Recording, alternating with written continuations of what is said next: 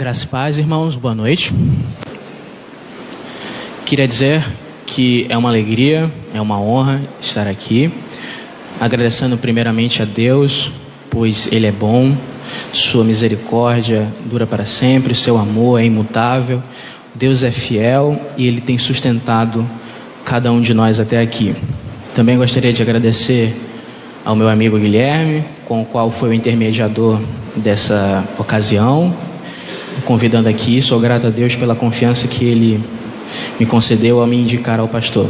E eu gostaria de agradecer à igreja na pessoa do seu pastor, e gostaria de dizer que estou muito feliz em estar aqui nessa ocasião, numa posição tão honrosa e numa responsabilidade muito grande. Queridos e amados irmãos, eu gostaria de convidar a igreja para fazermos uma reflexão no livro de Eclesiastes, no capítulo 1. Eu percebi que a tradução que estou aqui não é muito compatível com a tradução dos irmãos, a versão, né? Então eu vou lendo o capítulo e os irmãos vão me acompanhando, ok? Livro de Eclesiastes, capítulo 1, a partir do 1º versículo. A palavra do pregador, filho de Davi, rei em Jerusalém. Vaidade de vaidade, diz o pregador, vaidade de vaidade. Tudo é vaidade. Que vantagem tem um homem de todo o seu trabalho que ele faz debaixo do sol? Uma geração vai, outra geração vem, mas a terra permanece para sempre. E nasce o sol, e põe-se o sol, e volta ao seu lugar de onde ele nasceu. O vento vai para o sul e faz seu giro para o norte, e continuamente vai girando o vento e volta fazendo seus circuitos. Todos os ribeiros vão para o mar, e contudo o mar não se enche. Para o lugar de onde os ribeiros vão, para lá eles tornam a ir. Todas as coisas se cansam, tanto que ninguém o pode declarar. Os olhos não se fartam de ver, e nem os ouvidos de ouvir. O que foi, isso é o que há de ser, e o que se fez, isso se tornará a fazer, de modo que não há nada de novo debaixo do sol. Há alguma coisa de que se possa dizer, olha, isso é novo? Já foi nos séculos passados que foram antes de nós. Já não há lembrança das coisas que precedem e das coisas que hão de ser. Também delas não haverá lembrança nos que hão de vir depois. Até aqui nos basta, irmãos. Irmãos, o livro de Eclesiastes é um livro que ele tem uma filosofia de vida sobre todas as coisas, sobre as perspectivas acerca da existência, que trata a vida de uma maneira muito efêmera, né? A linguagem aqui de vaidade, de efemeridade no texto, é de que a vida é como um sopro, né? É algo que é temporário, é algo que não tem muita longanimidade, é algo que não dura muito tempo. Então, a perspectiva do autor é dizer que não há muita coisa nova, entendeu? Agora, esse é um texto que precisa ser meditado com muita responsabilidade e com muito apreço, pois muitas pessoas distorcem esse texto. Por exemplo, alguns teólogos hindus se aproveitam desse texto para dizer que a vida ela é um ciclo metafísico e tudo volta a se repetir. A intenção do autor não é essa. A intenção do autor é dizer que os homens eles têm tendências, e essas tendências sempre se repetem de geração após geração, mas há sempre um progresso na história. O problema é que o homem tem seus vícios e tem suas manias. Eu usei esse texto como base para a reflexão que eu gostaria de compartilhar com os irmãos, porque é um texto que ele toca em um assunto que está em todas as áreas da nossa vida, que é o assunto da perspectiva. Todos nós temos uma perspectiva, todos nós temos uma maneira de ver uma coisa de uma determinada posição. A gente tem uma perspectiva sobre a vida, a gente tem uma perspectiva sobre casamento, a gente tem uma perspectiva sobre paternidade, a gente tem uma perspectiva sobre futebol, a gente tem uma perspectiva sobre filosofia, a gente tem uma perspectiva sobre a Bíblia, a gente tem uma perspectiva sobre teologia e por aí vai. Todos nós temos uma perspectiva. Mas como somos cristãos, filhos de Deus, eleitos no Senhor, nós precisamos fazer uma pergunta interessante. Qual perspectiva o Senhor deseja, mediante a sua palavra, que nós devemos ter para a nossa vida? Porque se nós somos filhos de Deus e somos regenerados pelo Espírito Santo, uma das finalidades que nós devemos ter aqui é viver de acordo à vontade de Deus. E se nós devemos viver de acordo à vontade de Deus, eu acredito muito bem, eu acredito que os irmãos vão concordar comigo, que devemos ter a perspectiva que Deus tem para a nossa vida. Estamos aqui vivendo de maneira muito efêmera, como o próprio autor de Eclesiastes vai dizer. A vida, ela é passageira, ela é efêmera, tudo é vaidade. Então, não há nada nessa vida que seja digno de receber a nossa atenção mais do que a atenção que nós devemos a Deus, que é o autor da nossa vida, que é o nosso foco, que é o nosso alvo.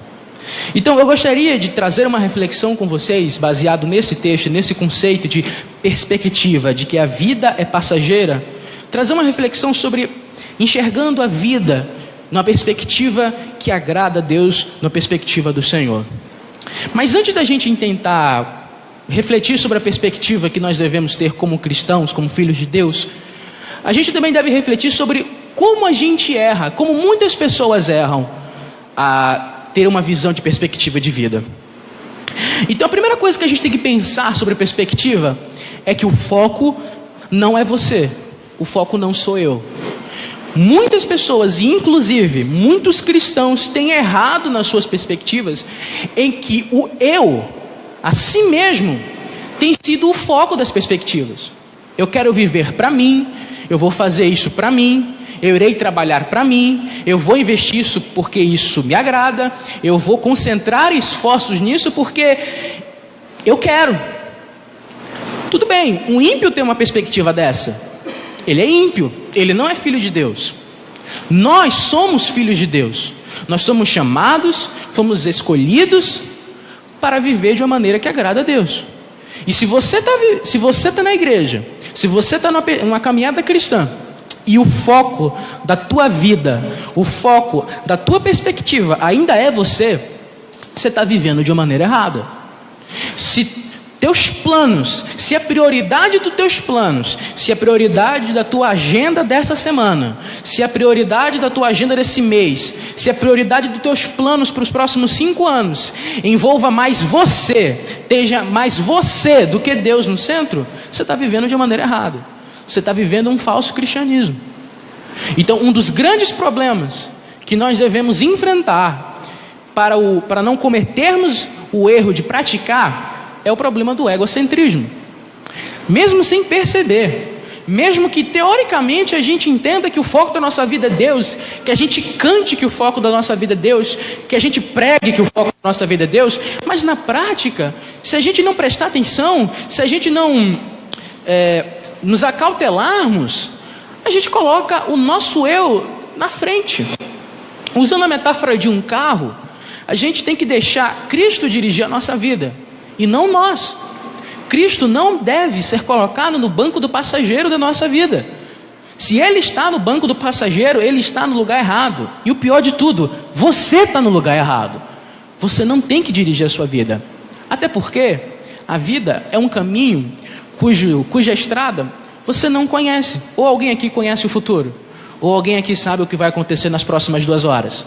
Nós não temos essa habilidade, mas Deus tem.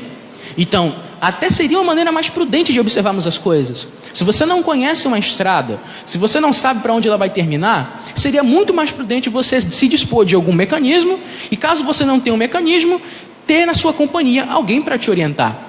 No caso da vida cristã é um pouco mais profundo, porque você não faz a menor ideia de como trilhar o caminho da vida. E o pior, nós não temos outro mecanismo a não ser o mecanismo de Cristo, através do instrumento da sua palavra. E através dela que nós podemos usar para guiarmos nossa vida. Submetemos toda a nossa direção através do instrumento da palavra, sobre a orientação do Espírito Santo, sobre a orientação do nosso Deus. Então, se você, metaforicamente, está no banco do motorista do carro da sua vida, você está no lugar errado. E o pior, você está tirando Deus do lugar que lhe é devido. Então, muito provavelmente, você está vivendo uma vida cristã de maneira errada. Você está vivendo errado. Nós fomos feitos para agradar a Deus. Nós somos feitos para viver segundo a vontade de Deus. O objetivo da vida cristã é viver segundo os padrões e a vontade de Deus. Então, tua perspectiva tem que ser a perspectiva de Deus. E aí fica a primeira reflexão para nós. Como nós temos aplicado as nossas perspectivas? Como tem sido a sua perspectiva? Como você faz planos? Como você enxerga a vida? Muitas pessoas têm sua vida dirigida pelo medo. Muitas pessoas têm tido uma perspectiva de vida pautada na ansiedade. Outras pela necessidade de aprovação. Alguns vivem uma perspectiva de vida guiada pelo rancor, pela raiva, sobre acontecimentos que eles não conseguiram superar, não conseguiram perdoar, e isso tem estragado a vida dessas pessoas. E eu não estou falando de pessoas lá fora, estamos falando de pessoas dentro da nossa igreja. Pessoas que têm vivido com medo, né? Pessoas que ainda não colocaram em prática o pão nosso de cada dia, dá-nos hoje. Pessoas que não têm colocado em prática o deleite no Senhor. Pessoas que ainda acham que eles sabem o que é certo para suas próprias vidas. Pessoas que se dizem cristãs, pessoas que frequentam culto. E eu também não estou falando de novos convertidos, eu estou falando de pessoas que estão há muito tempo na vida cristã. Pessoas que têm o que eu tenho de vida, tempos de cristão, mas ainda não amadureceram. Como nós temos aplicado a nossa vida nessa questão da perspectiva? Como você enxerga a vida? A maneira como você enxerga a vida vai guiar e vai direcionar todos os teus atos, porque são as perspectivas, são as nossas maneiras de ver as coisas, de interpretar o mundo à nossa volta, que vão guiar as nossas atitudes. Se eu sou uma pessoa que sou direcionada e guiada pelo medo, tudo que eu vou fazer vai ser pautado pelo medo. Se eu sou uma pessoa que sou guiada pela ansiedade, tudo que eu fizer será guiado pela ansiedade. A Bíblia nos manda lançarmos as nossas ansiedades aos pés do Senhor. Ok, na prática isso é muito complicado. Na teoria é muito fácil. Aliás, quase tudo na teoria é muito fácil. Na prática que é um pouquinho mais complicado. Mas é o nosso dever. Devemos fazer isso e colocarmos isso em prática continuamente. Não é algo que acontece de uma vez na vida. É algo que você tem que praticar todos os dias. Então muitas pessoas são guiadas pelo materialismo, pelo rancor, pelo ódio. Como você tem guiado a sua vida? Como você tem investido? Como você investe as suas horas? Como você investe o seu dinheiro? Como você investe o seu tempo? Como você investe os seus relacionamentos? Essa tua maneira de investir as coisas coloca Deus como centro deles? Você faz alguma coisa visando agradar a Deus, visando glorificar a Deus? Ou você coloca teu eu no centro da tua perspectiva? Esse é um erro básico que muitos de nós cristãos temos cometido. E é um erro que é muito perigoso, porque se tem uma coisa que Deus não aceita, e a gente olha isso de Gênesis a Apocalipse, é aceitar uma espécie de adoração que não seja a Ele. E qualquer coisa que você coloque no lugar de Deus, ocupando o lugar que devidamente é dele, é idolatria. Quando a gente pensa em idolatria, a gente sempre pensa na questão do Antigo Testamento, imagens, o bezerro de ouro, que é um dos casos mais famosos. Mas ninguém faz isso nos dias de hoje. Será que ninguém hoje comete idolatria? Óbvio que não. A idolatria moderna é o nosso eu. Nós colocamos o nosso eu no lugar que é devidamente de Deus. Nós colocamos as nossas vontades como prioridades à vontade de Deus. Colocamos, pior, às vezes fazemos a vontade de Deus, aquilo que devemos como cristãos fazer, mas nós não priorizamos Deus como objeto da glorificação. Ou seja, às vezes nós cantamos, nós pregamos, nós fazemos alguma coisa, mas não temos o intuito de glorificar a Deus, mas às vezes temos o intuito de nos aparecermos. Às vezes temos o intuito de que toda a honra, de que toda a satisfação seja nossa, quando é no nosso tempo. Eu vou fazer isso para Deus porque está dando agora. Mas agora não dá para mim, eu tenho outras coisas para fazer, não vou fazer isso para o Senhor. Você está vivendo de uma maneira errada. Então, o grande foco da nossa vida não é nós. O foco da nossa vida é sempre o Senhor. Então, tudo que nós façamos, tudo que nós praticamos, devemos ter como foco a glorificação do Senhor, a glorificação de Sua Majestade. Esse é o sentido da vida cristã. E quando a gente passa a perceber a vida como Deus quer que nós vivamos, a nossa vida passa a ter mais sentido, a nossa vida passa a ter mais simplicidade. Por que a nossa vida passa a ter um pouco mais de simplicidade? Porque você passa a perceber que todos os eventos são direcionados por Deus pela sua providência. Nada acontece nessa vida fora do controle de Deus.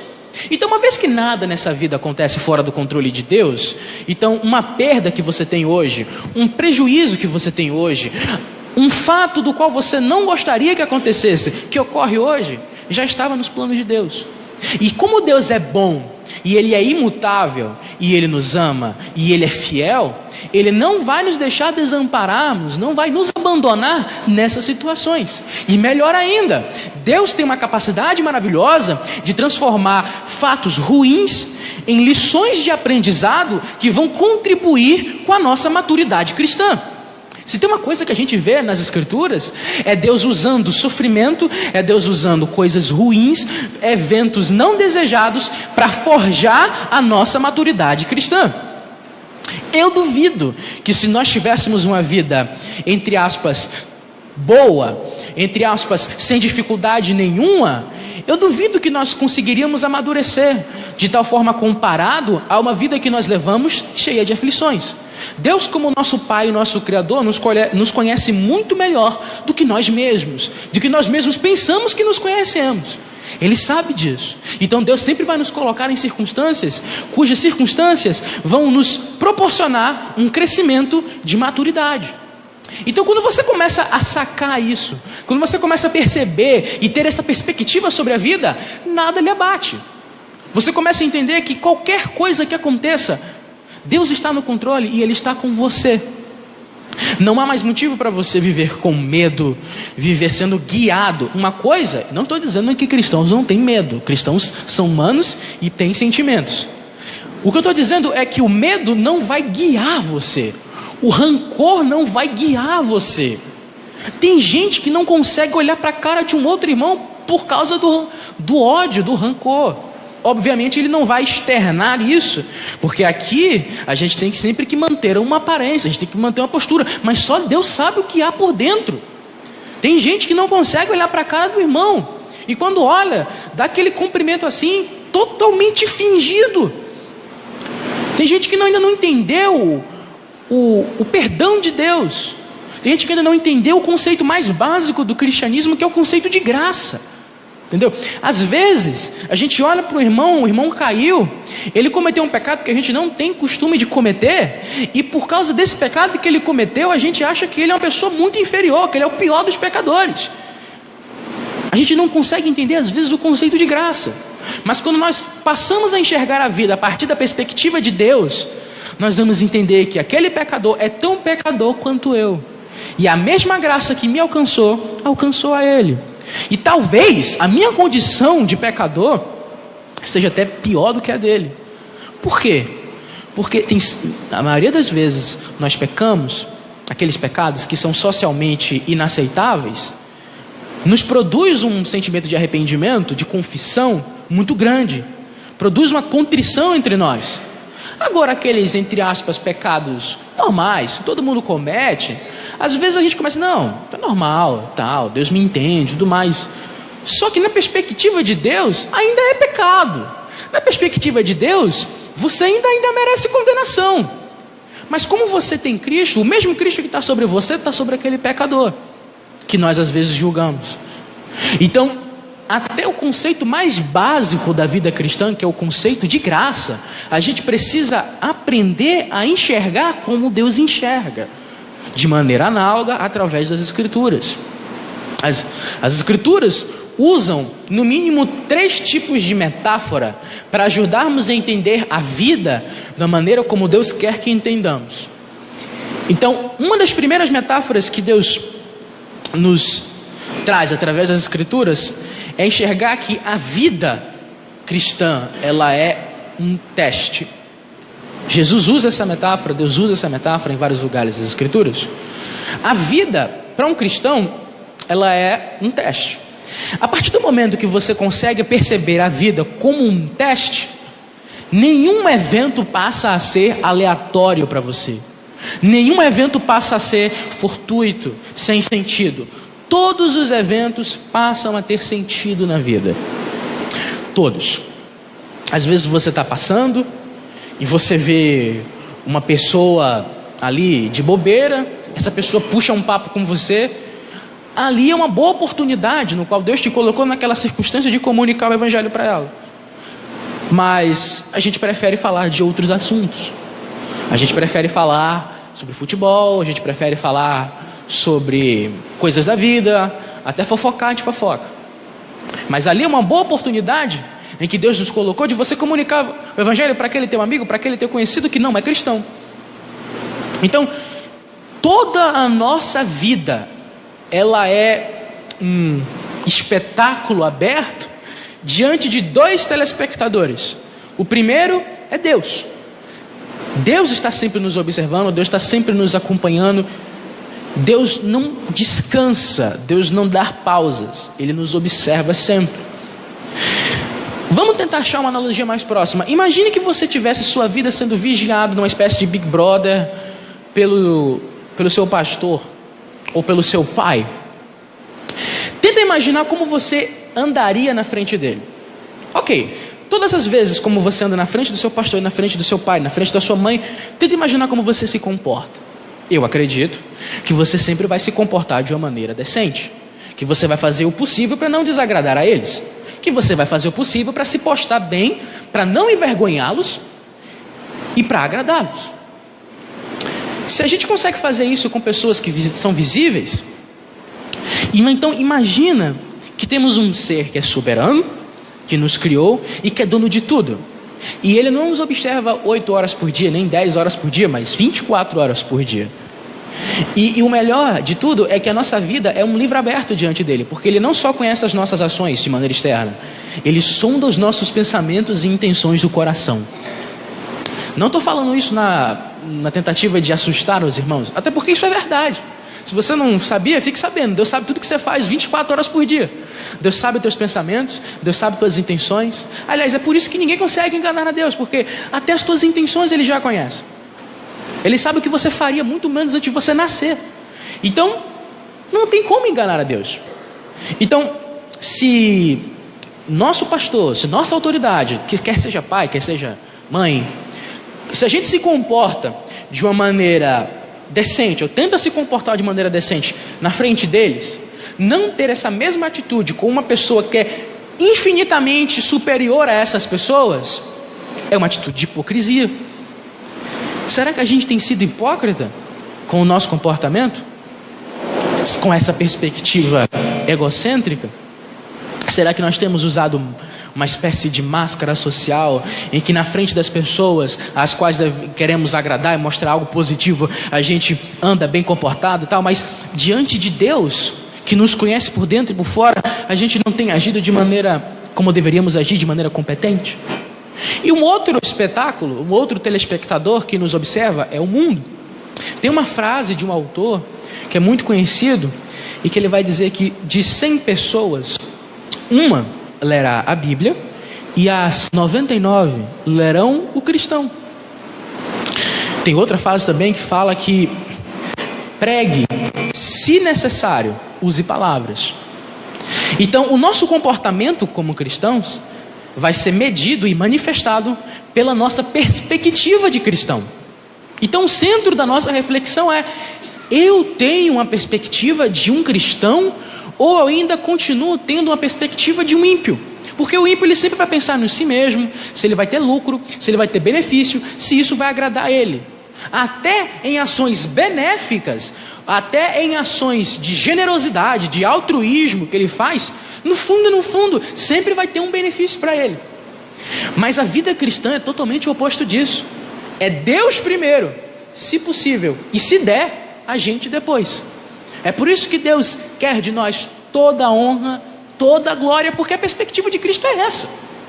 O problema é que a gente tem visto uma perspectiva de glória e de honra e de adoração apenas resumido às 2 horas semanais de culto aqui na igreja, em forma de louvor e em forma de serviço prestado à igreja. Não que isso seja errado, pelo contrário. Mas adoração é muito mais do que cantar. Adoração é muito mais do que pregar. Adoração é um estilo de vida. Você adora 24 horas por dia. Você adora com tudo o que você faz. Você adora sendo luz do mundo, sendo sal da terra. Você adora vivendo. É um estilo de vida, é uma perspectiva sobre a vida. Quando você adora a Deus em espírito e em verdade, tudo que você enxerga passa a ser de uma forma que você enxerga da maneira como Deus quer que você enxerga, que vai influenciar os teus atos, que você vai agir de uma maneira como Deus quer que você haja. Você vai enxergar Deus em tudo. Você vai enxergar Deus numa chuva, você vai enxergar Deus em uma circunstância, você vai enxergar Deus até na falta. Você consegue enxergar Deus em tudo. Tudo isso começa a acontecer quando a gente passa a ter a perspectiva. E tendo a perspectiva, nós passamos a viver de maneira correta como cristãos. E uma dessas perspectivas que a Bíblia usa de maneira metafórica é que a vida é um teste. Tudo que nós estamos fazendo aqui está sendo testado e avaliado pelo Senhor.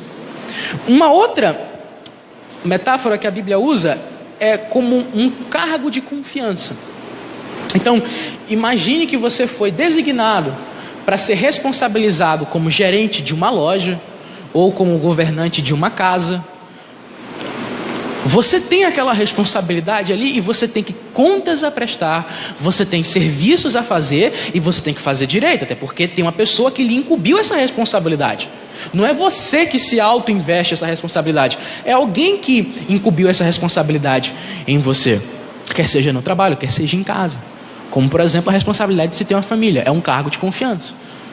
A responsabilidade de tomar conta de uma igreja é um cargo de confiança.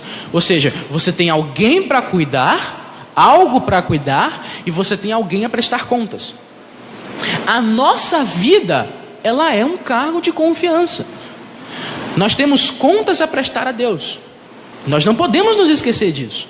Nós somos salvos, somos eleitos, Deus providencia, Deus cuida da gente, mas isso nunca foi motivo, e Paulo enfatiza muito isso, nunca foi motivo para nos acomodarmos. Ah, estou salvo, está tranquilo, eu vou viver agora como eu bem quiser. Não. Nós temos uma responsabilidade diante de Deus e diante dos homens. Então nós devemos cuidar de nossa vida como um cargo de confiança que Deus nos incumbiu a nós. Deus nos deu uma vida, devemos usar essa vida para o louvor dele. Deus nos deu condições. Deus pode ter te dado um carro, pode ter te dado uma vida financeiramente considerável, muito boa. Deus pode ter te dado um talento que outros não têm. E o que é que você tem feito com esses talentos? O que é que você tem feito com essas condições? Você tem usado mais para si? Se você tem usado mais para si, você está vivendo de uma maneira errada no cristianismo. Talvez você esteja no lugar errado. Nós, como cristãos, temos o dever de usar a nossa vida como um serviço, tanto para Deus, quanto para nossos irmãos.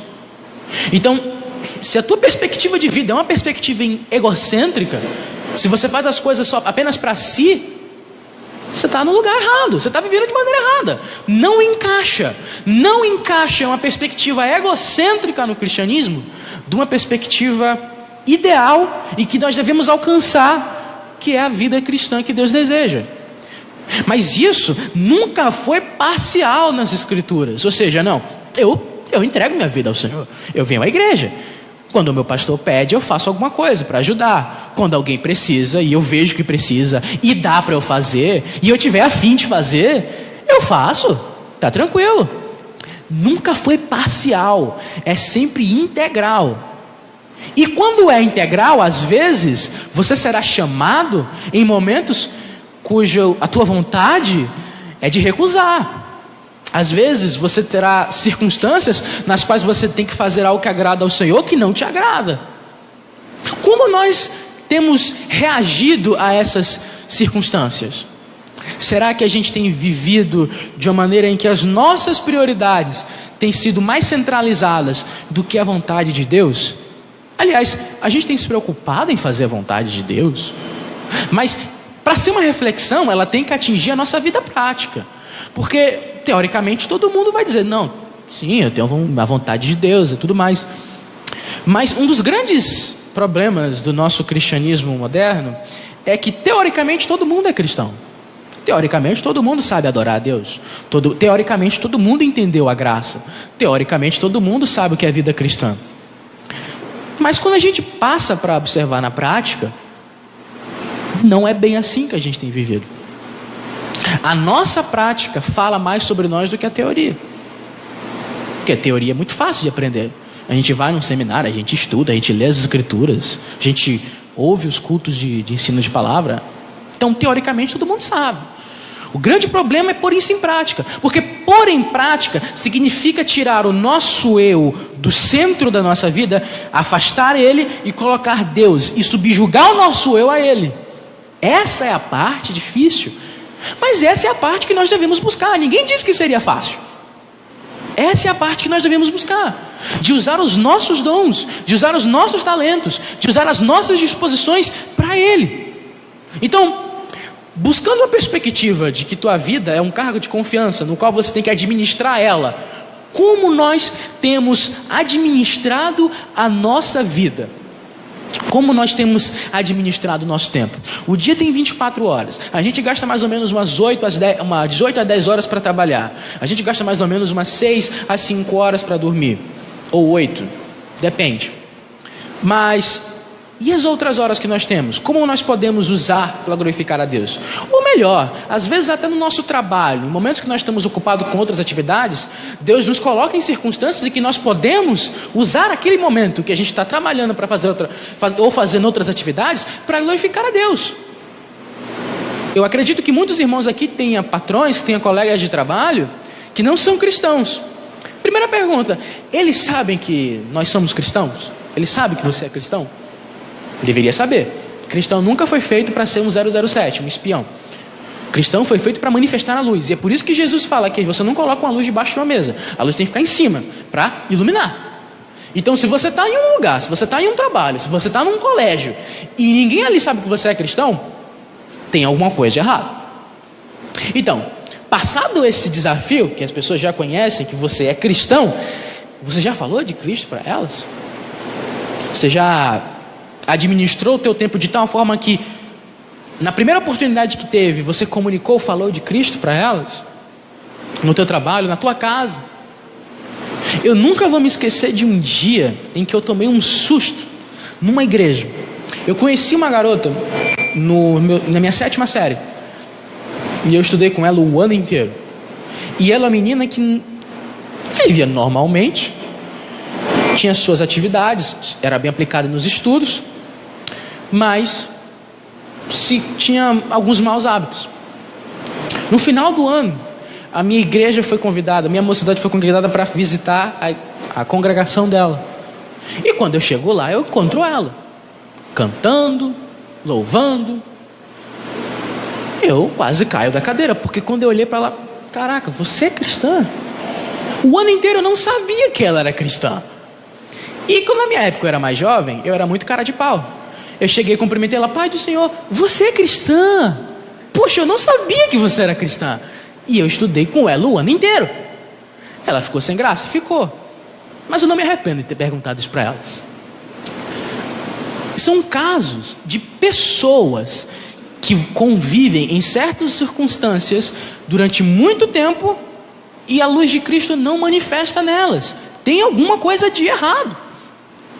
Se você está em um lugar e as pessoas não percebem Cristo em você, tem alguma coisa de errado. Você não está administrando o teu tempo de maneira como você deveria administrar. Você não está vivendo a vida com uma perspectiva do Senhor, com uma perspectiva de Cristo. Cristo, por onde passava, deixava sua marca. As pessoas sabiam que eles estavam ali. O mesmo com os apóstolos. O mesmo com a igreja primitiva. Essa é a nossa marca. Nós somos a luz do mundo. Então, nós temos que ter essa perspectiva. Se isso não ocorre, tem alguma coisa de errado. Então, como nós temos administrado nosso tempo, nosso dinheiro, nossos afazeres? Porque tudo que tu faz tem que estar sempre ligado na eternidade. Tem que estar sempre pensando em Deus. Olha, se eu fizer isso aqui, que proveito a glória de Deus vai ter? Se eu fizer isso aqui, como posso glorificar a Deus e agradar a Deus nisso? Porque a gente tem tido uma perspectiva de cristão de que a gente só agrada a Deus dentro da igreja. Isso de maneira prática. De maneira teórica todo mundo sabe. A gente já leu a Bíblia, a gente já escuta. Não, de maneira prática a gente tem mostrado somente isso. Não, e o que é que você faz para Deus? Eu canto. Eu sou professor de escola dominical. Eu vou à igreja. Está errado. O que você faz para Deus? Eu vivo para Ele. Tudo que eu faço tem sido focado nele. É isso que tem que ser a nossa perspectiva. E isso transcende a igreja. Porque você só está aqui uma vez na semana, 2, 3 vezes na semana. Teu colégio, teu trabalho, você está lá de segunda a sexta. Teu viver é constante. Então, nesse caso, todo o teu viver tem que ser direcionado a Deus. Mas será que a gente tem aplicado isso em nossa vida? Será que a gente tem agido assim? Então, essa é a reflexão que eu gostaria de trazer para os irmãos. A terceira coisa, e aqui eu sou um pouco mais próximo do texto, é a ideia de que a nossa vida, ela é uma atribuição temporária. Você já parou para pensar que um dia você vai morrer? Você já parou para pensar que um dia tudo isso aqui vai acabar e nós iremos nos encontrar com Deus, viveremos com Ele, gozaremos de Sua presença por toda a eternidade? Eu estou perguntando se você já parou para pensar nisso de maneira reflexiva. Sabe, isso aqui, comparado na eternidade, é como um vento. Da mesma maneira como o pregador aqui do texto de Eclesiastes, ele cita. Mas você já parou para pensar sobre as ações que tu tens feito, se elas valem a pena o esforço, a quantidade de esforço que você está aplicando, será que vale a pena? Uma das coisas que a maioria das pessoas falam quando estão nos seus leitos de morte, ou quando elas pensam quando estão no leito de morte, é: poxa, eu dediquei tempo demais a isso, eu deveria ter aproveitado mais, ter saído mais com a minha família, ter me dedicado mais a coisas mais relevantes e mais importantes, mas eu já gastei tempo demais e a vida passou. Você já parou para pensar que a partir do momento que você é cristão, você tem que medir até a quantidade dos seus esforços para algo? Se aquilo que você está se esforçando não glorifica a Deus, é perda de tempo. E tempo é precioso. Tempo tem que ser bem administrado, numa perspectiva cristã. Então, às vezes nós gastamos horas, dias, semanas e até anos investindo em coisas, em práticas, que no final das contas Deus não vai ser glorificado. Está errado. Se teus investimentos, se teus relacionamentos, se teus empreendimentos não glorificam a Deus, você deve abandoná-los e traçar outros objetivos que glorifiquem a Deus. Objetivos de carreira, objetivos de prática, objetivos de hábito, tem que glorificar a Deus. A perspectiva do cristão é glorificar a Deus. Não com teorias, não com palavras, mas com práticas. Aquele que ouve as palavras de Cristo e as pratica. Jesus nos ensina que Ele é como uma casa fundamentada sobre a rocha. Porque quando vier as dificuldades, quando vier as circunstâncias, ela vai estar firme, porque o centro dela é quem? É Cristo. Quando você não tem Cristo como o centro da tua perspectiva, você se torna uma pessoa muito maleável. Você se torna uma pessoa sem direção. Porque sem Cristo, a gente não tem nada. Quem somos nós sem Cristo? Quem somos nós sem Deus? Uma folha levada ao vento. É um desperdício de vida viver sem Deus. É um desperdício de existência viver com algo que não é para Ele, porque Ele é o autor da nossa vida. Foi Ele que nos direcionou, Ele que nos colocou aqui. Então, como temos vivido? Como temos colocado os nossos esforços e os nossos ganhos? Tem sido para Deus? Tem sido para glorificar a Ele? Como você planejou a tua semana hoje? Como você chegou assim, olha, a partir de amanhã eu vou fazer isso, eu vou fazer aquilo. Amanhã é feriado, provavelmente você vai ter alguma coisa já programada para fazer. Terça, quarta e quinta. Eu vou fazer isso, eu vou fazer aquilo, tal. Eu vou me encontrar com tal pessoa, eu vou fazer tal coisa. Tá, em algum momento como você pensou nisso, você lembrou de Deus? Você lembrou que mais uma semana que Deus vai lhe dar é mais uma semana em que você terá a oportunidade de fazer a luz de Cristo brilhar? Mas será uma oportunidade que mais uma semana que Deus está lhe dando como um cargo de confiança para que você administre ele de maneira correta? Você já percebeu que pode até não ser mais uma semana? E devemos conviver com a possibilidade que nós possamos não ter mais uma semana. Pode ser que a nossa vida acabe na sexta, na quinta, na quarta, amanhã. Pode ser. Nós não sabemos. Então, será que quando chegar o nosso dia a gente vai estar como Paulo? Paulo é uma das pessoas que nos mostra que como é morrer, como é sair dessa vida para outra. Paulo morreu em tranquilidade. Paulo morreu com a consciência limpa, porque ele viveu uma vida integral a Deus. Mas você não vive uma vida integral a Deus somente saindo numa obra missionária como Paulo saiu. Você pode viver uma vida integral, totalmente dedicada a Deus, no seu trabalho, no seu colégio, na sua faculdade.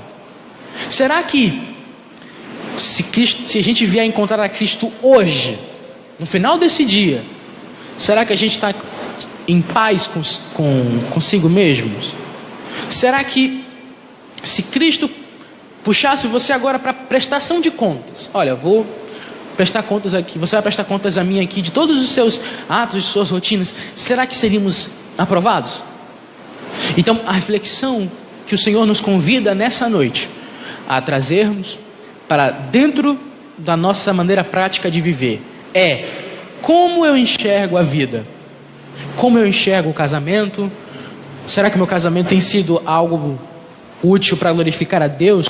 Para ser algo que possa ser bênção para as outras pessoas? Será que a maneira como eu enxergo o talento que Deus me deu é algo que eu posso usufruir de maneira útil, tanto para Deus quanto para as outras pessoas? Sua vida, ela é um serviço para a igreja, e sua vida, ela é uma utilidade para Deus.